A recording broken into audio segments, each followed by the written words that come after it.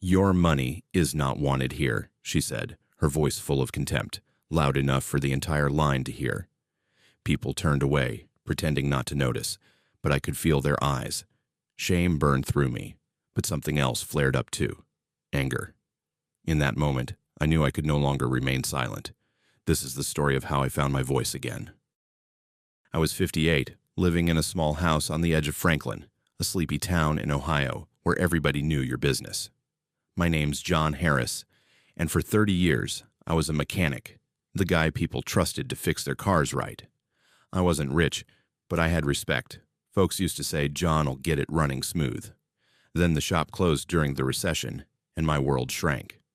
I started doing odd repair jobs, fixing neighbors' lawnmowers or leaky pipes for a few bucks. It kept the lights on, barely. I lived alone. My wife Clara passed 7 years back, and my daughter Maya moved to Chicago for work. We talked sometimes, but distance made it hard. My days were quiet. Coffee at the corner diner, a walk to the store, maybe a chat with old man Pete at the garage. But I felt eyes on me everywhere. The way people looked at me, an older black man in worn jeans and a faded jacket, it wasn't just curiosity. It was suspicion, like I didn't belong. Cashiers double-checked my bills. Neighbors whispered about keeping the street safe. Once, a cop followed me 2 blocks home from the bus stop, no reason given. I'd hear comments, too. "You still working, John? At your age?" Or, "Bet you're tired of scraping by." They didn't see the man who rebuilt engines with his hands. They saw an old guy who didn't fit their picture of successful. It stung, but I swallowed it. Kept my head down, paid my bills, stayed polite. Inside, though, it was building. Frustration like a slow-burning fuse. I knew my worth, but this town made me feel like I was fading away. Every day I wondered if I'd ever be seen again, not as a problem, but as a person. It was a chilly Tuesday morning, and I was heading to the grocery store across town. My pickup was in the shop, so I took the bus, clutching a worn-out wallet with just enough cash for bread, milk, and some canned beans. The bus smelled like damp seats and old coffee, and I sat near the back trying to blend in. When we reached my stop, I stood and handed the driver, Steve, a crumpled $5 bill. He didn't take it right away. Instead, he held it up to the window, squinting like he was inspecting a fake ID. "Gotta make sure this is real," he said, loud enough for the whole bus to hear. His smirk cut deeper than his words. I felt every pair of eyes on me. Old ladies clutching their purses, a guy in a hoodie shaking his head. One woman whispered to her kid, "Don't stare." My cheeks burned, and I wanted to shrink into the floorboards. I mumbled, "It's good, man," but my voice sounded small, like it didn't belong to me. Steve finally took the bill, chuckling. "Just doing my job, Pops," he said, waving me off like I was a nuisance. I stepped off the bus, my hands shaking, the cold air hitting my face like a slap. As I walked to the store, my mind was racing. Why did it always feel like I was on trial? I'd fixed cars for half this town, paid my taxes, kept my head down. But to Steve, I was just some old black guy with a shady dollar. I tried to shake it off, told myself it was just one jerk, one bad moment. But deep down, I knew it wasn't. It was the way the world saw me now, suspicious, out of place, not worth respect. I gripped my wallet tighter, feeling the weight of every glance, every whisper piling up inside me. By the time I reached the store, my chest was tight, like I was carrying 100 pounds of shame. I didn't want to fight, not yet. But something in me was shifting, like a gear clicking into place. I couldn't keep pretending this was normal. That bus ride wasn't just a bad day, it was a wake-up call. I was tired of being the guy who took it and stayed quiet. The days after that bus ride felt heavier, like I was carrying a bag of bricks everywhere I went. The world didn't stop turning, but every interaction seemed to chip away at me. A few mornings later, I walked into the grocery store on Main Street, the one with flickering fluorescent lights and a floor that always smelled like spilled soda. I grabbed a loaf of bread and a half-gallon of milk, counting my coins in my head to make sure I had enough. At the checkout, Jane, the cashier, was working. She had this way of looking through you, like you were a ghost. I placed my items on the belt, and she scanned them slowly, her lips curled in a half-smirk. When I handed her my money, she didn't take it. Instead, she let my coins clatter onto the counter, tossing my change back the same way. "Next," she called out, before I even bagged my stuff. A guy behind me snickered, and I felt my neck get hot. I wanted to say something, but my throat locked up. I grabbed my bag and left, the bell above the door jangling like it was mocking me. Later that week, I had to go to the bank to sort out a late notice on my electric bill. The place was all glass and polished counters, cold as a freezer. I sat across from Michael, a young clerk in a crisp suit who talked like he was doing me a favor by being there. "Mr. Harris, these terms are complex," he said, leaning back, his pen tapping the desk. "You sure you're following?" I'd been managing my own finances for 40 years, but he acted like I couldn't add 2 and 2. A couple waiting nearby exchanged glances, and I felt like I was shrinking. "I understand fine," I said, my voice low, but he just raised an eyebrow and moved on, like my words didn't matter. I left with the paperwork, but my hands were shaking, not from age, but from the rage bubbling inside. Then there was Mrs. Carter, my neighbor. I was out front, fixing a squeaky hinge on my gate, when she strolled over, her purse swinging like she owned the block. "John, you ever think about a nursing home?" she said, her voice syrupy but sharp. "It'd be easier, you know, for someone in your situation." She glanced at my patched-up jacket, her smile tight. I gripped my screwdriver so hard my knuckles ached. "I'm fine right here," I managed, but she just nodded, like she pitied me, and walked away. I stood there, the hinge half fixed, feeling like the whole town was trying to erase me. Each moment piled on, Jane's tossed coins, Michael's smug tone, Mrs. Carter's fake concern. It wasn't just rudeness. It was like they were saying I didn't belong, like my life was already over. I'd lie awake at night, staring at the ceiling, my heart pounding with a mix of shame and fury. I wanted to scream, to tell them I was still here, still a man who'd built a life with his own hands. But I kept quiet, like always, swallowing the hurt.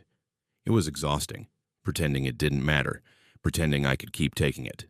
Deep down, I knew I was reaching a breaking point. I couldn't keep letting them strip away my voice, my place in the world. It was a gray Thursday evening, the kind where the air feels heavy and the streetlights buzz louder than they should. I was back at the grocery store on Main Street, the same one where Jane always worked the register. My hands were full. A loaf of bread, a carton of eggs, and a can of soup, all I could afford that week. The store was quieter than usual, just a few shoppers milling around, their carts squeaking on the linoleum. I stepped up to Jane's checkout line, my wallet already open, coins counted out to exactly $4.12. I was ready to get in and out, keep my head down like always. Jane scanned my items, her movements sharp, like she was annoyed just to be there. When I slid my coins across the counter, she didn't reach for them. Instead, she pushed my hand back with the back of her pen, like touching me would dirty her. The coins scattered, a few rolling off the edge and clinking onto the floor. "Your money's no good here," she said, her voice loud and cold, slicing through the hum of the store. "You ought to know that by now." She leaned forward, her eyes narrow, like she was daring me to argue.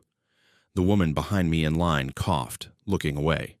A kid nearby stared, his mom tugging him closer. My heart pounded, and my face felt like it was on fire. For years, I'd taken it. Her tossed change, Steve's smirks, Michael's condescending lectures, Mrs. Carter's pity.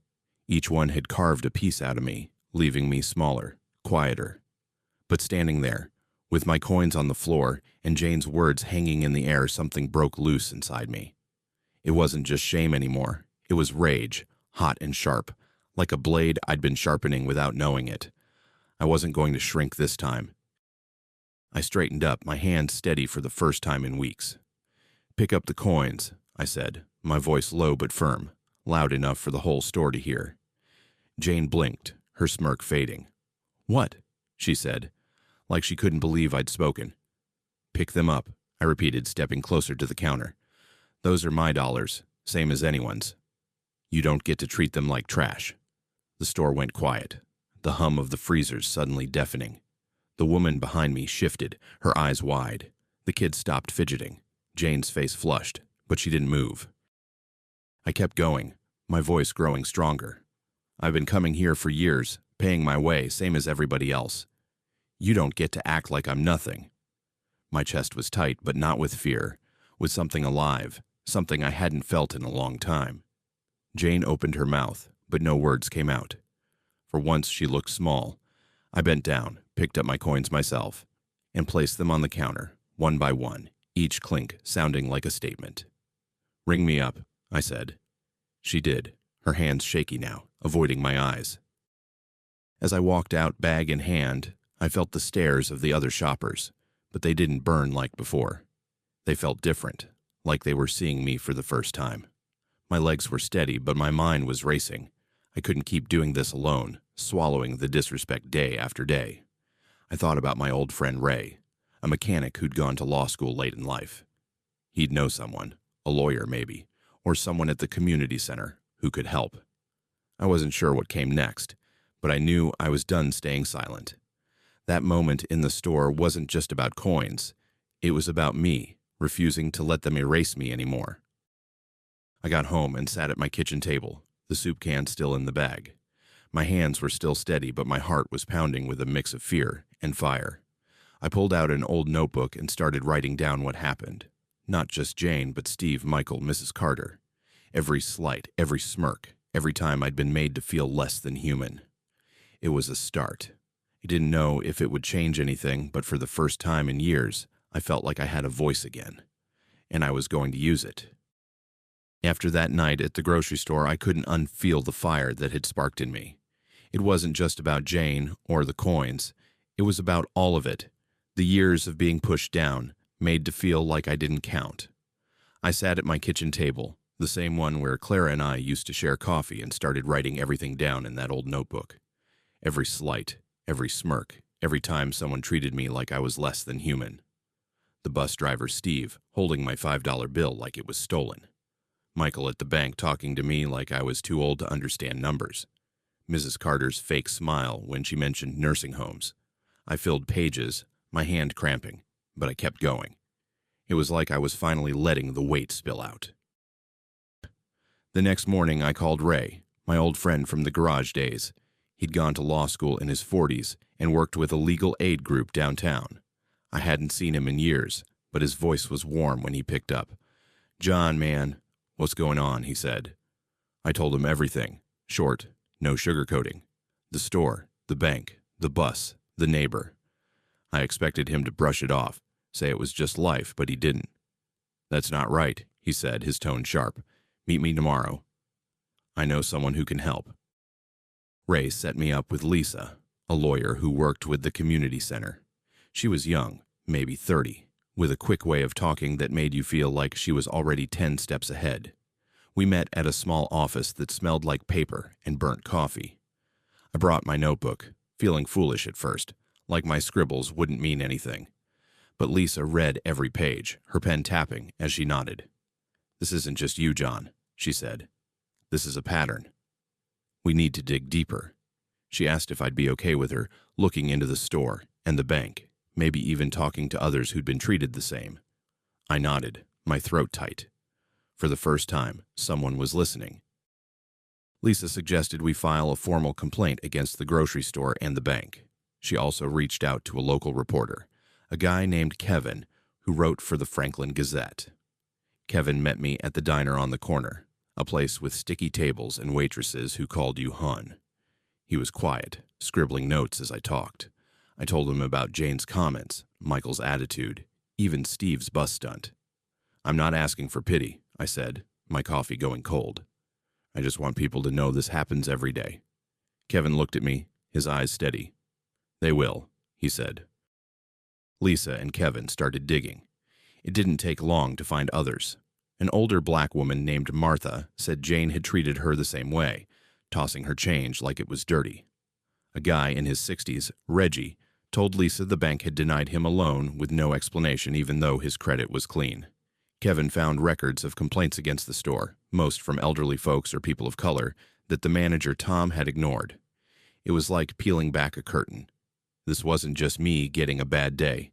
It was a system, quiet but real, that let people like Jane and Michael act like they were above us. Lisa filed the complaints with the state's consumer board and pushed for an investigation. Kevin's article came out a week later, Front page of the Gazette. Franklin businesses accused of discriminatory practices.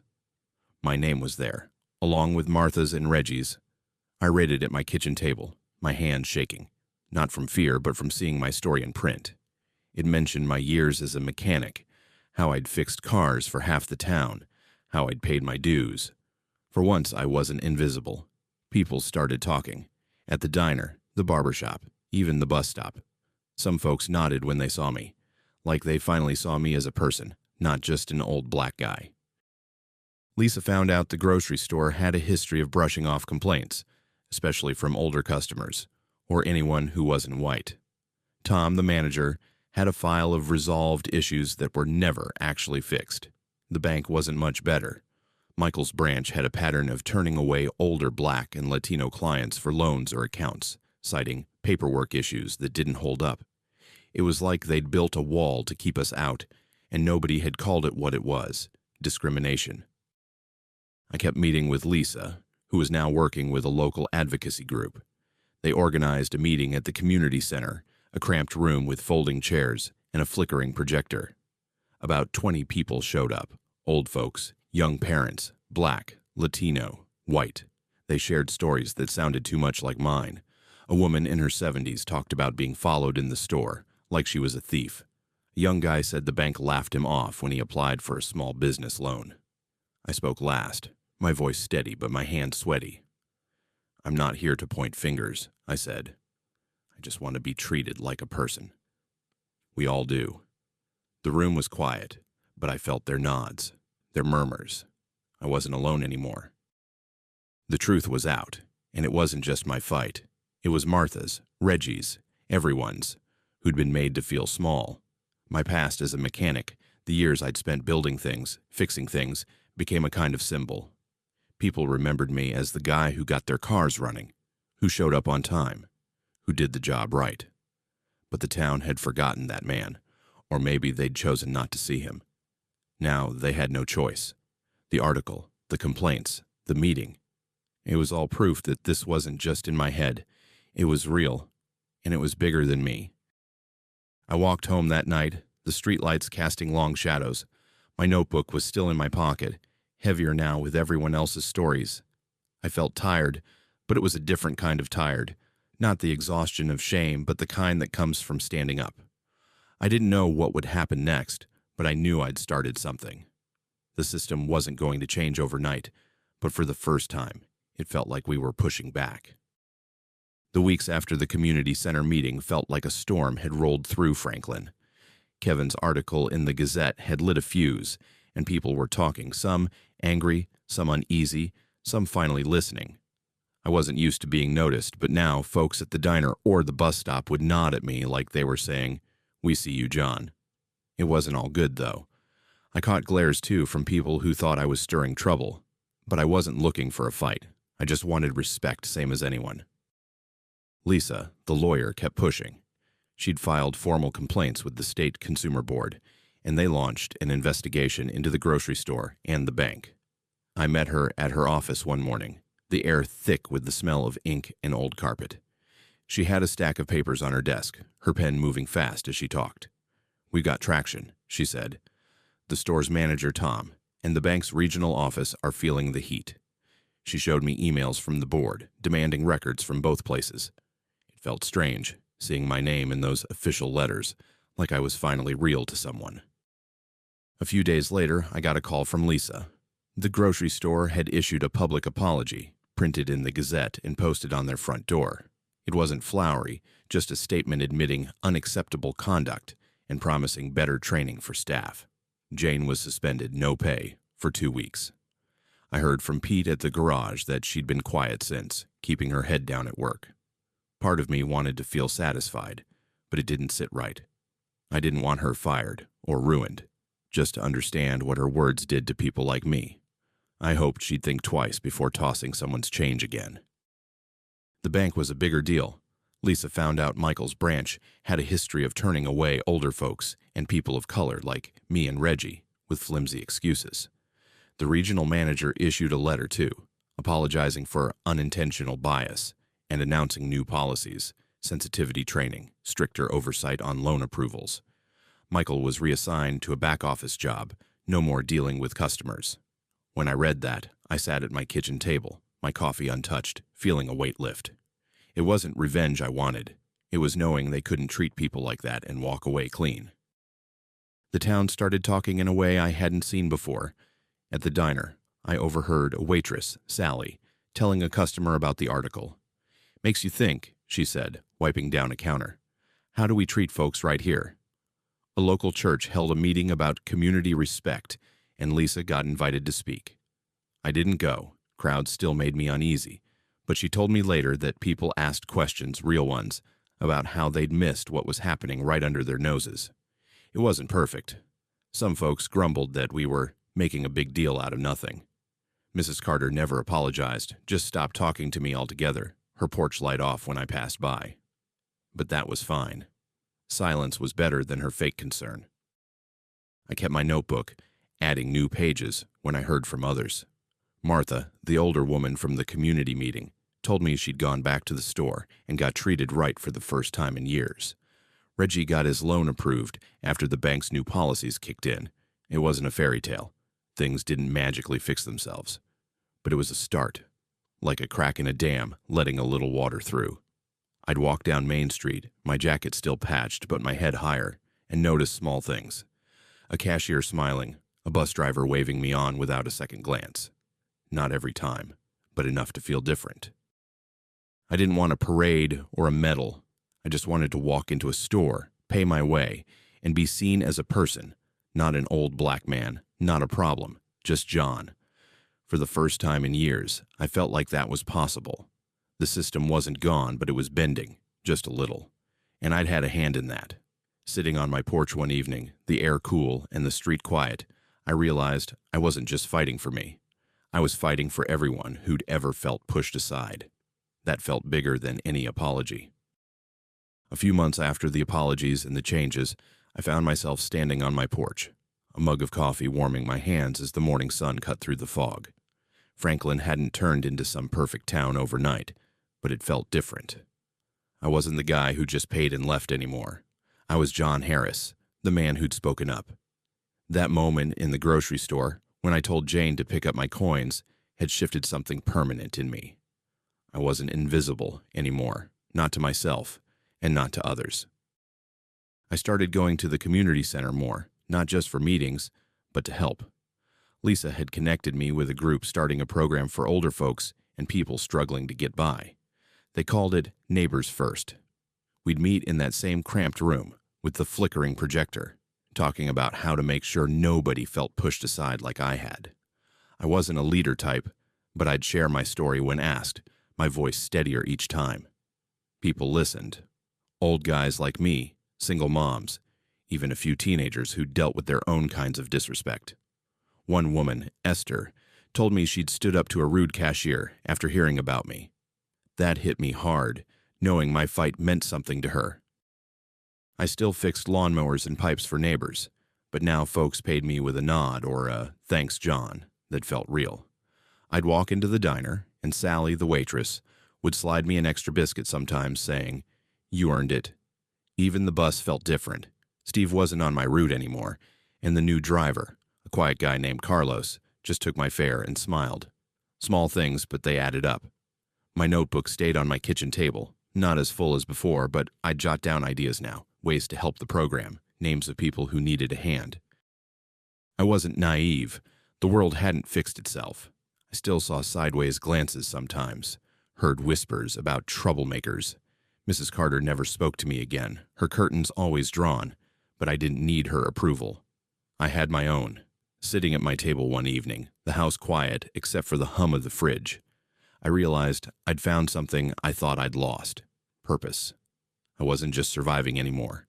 I was helping others find their voice, like I'd found mine. The fight wasn't over. Maybe it never would be. But I'd won something bigger than a battle.